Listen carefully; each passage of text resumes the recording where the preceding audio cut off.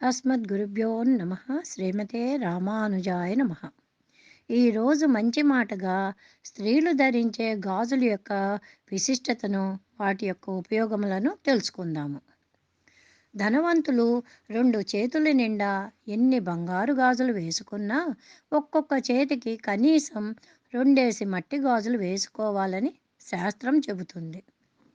అమ్మవారి పూజల్లో పసుపు కుంకుమలతో పాటుగా గాజులను కూడా ఉంచి పూజించడం మన ఆచారం. ముత్తైదువులకు గాజులిచ్చి గౌరవించే సంప్రదాయం మనది. ఎంత పేదింటి అన్నైనా చెల్లెలిని చూడటానికి వచ్చి తిరిగి వెడుతున్నప్పుడు ఓ పదో పరకో చేతిలో పెట్టి గాజులు వేయించుకోమ్మా అని అంటాడు. ఇలా స్త్రీ జీవితంలో గాజులు చోటు చేసుకుని వారికి అందాన్నిస్తూ జాగ్రత్తలు నేర్పుతూ తాము పగలకుండా, మన సంప్రదాయాలు పగలకుండా కాపాడుతూ వస్తున్న గాజులను గౌరవిస్తే మన సంప్రదాయాలను గౌరవించినట్టే. గాజులు ధరించడం వల్ల స్త్రీలకు ఎన్నో ప్రయోజనాలు ఉన్నాయి. గాజులు ఒక్క స్త్రీకే కాదు, పూర్వకాలంలో పురుషులు కూడా ధరించేవారట. కానీ రాను రాను ఈ ఆచారం స్త్రీలకు మాత్రమే అనేలాగా అయిపోయింది. స్త్రీ మంచి చీర కట్టుకొని ఎన్ని నగలు మెడలో ధరించినా చేతులకు గాజులు లేవంటే అందమనేది రాదు కదా. గాజులు ధరించడం అనే సంప్రదాయం పుట్టిన పిల్లల నుండి వస్తున్నదే కదా. ఎలా అంటారా? పుట్టిన బిడ్డలకు దిష్టి తగలకుండా చేతికి నల్లని గాజులు వేస్తారు. అది కేవలం దిష్టి కోసమే కాదు, ఆ గాజుల నుండి వచ్చే సవ్వడులు పసిపిల్లలను పలకరించి వారిలో బోసి నవ్వులను పూయిస్తాయట. గాజులు ధరించడం వల్ల స్త్రీలలో నడవడిక మారుతుందంట.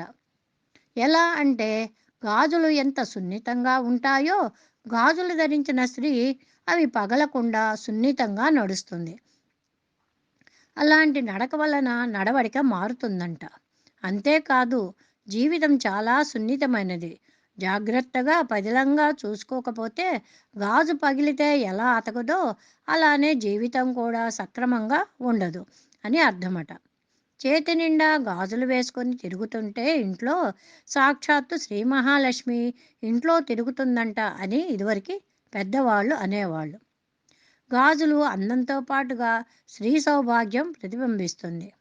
అందుకే గాజులు పగలకుండా జాగ్రత్తగా చూసుకోవాలి. శ్రీమంతంలో మట్టి గాజులు ఎందుకు తొడుగుతారు అనే దానికి కొన్ని అద్భుతమైన కారణాలు ఉన్నాయి. 5వ నెలలో స్త్రీ గర్భంలో ఉండే పిండానికి ప్రాణం వస్తుంది. శిశువు ఎంత సున్నితంగా ఉంటుందో, తనను ఎంత జాగ్రత్తగా చూసుకోవాలో గాజుల రూపంలో తెలియజేస్తారట. మోచేతికి మరియు మణికట్టుకి మధ్య ప్రాంతంలో ఉండే నాడులు గర్భాశయ నాడులతో అనుసంధానమై ఉంటాయట.